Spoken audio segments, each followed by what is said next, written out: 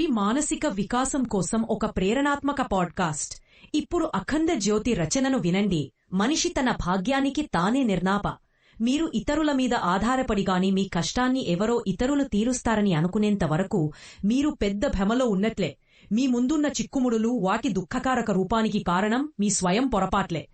ఆ పొరపాట్లను సరిచేసుకుంటే మీ చిక్కుముడులను మీరే సరిచేసుకోవచ్చు. ప్రపంచంలో విజయం సాధించాలనే కోరికతో పాటు మీ యోగ్యతలను పెంచుకునే ప్రయత్నం కూడా ఆరంభించండి. మీ భాగ్యాన్ని ఎలా రాయాలి అనే నిర్ణయం చేసే సమయంలో ఆ విధాత మీ ఆంతరిక యోగ్యతలను పరీక్షిస్తూ ఉంటారు.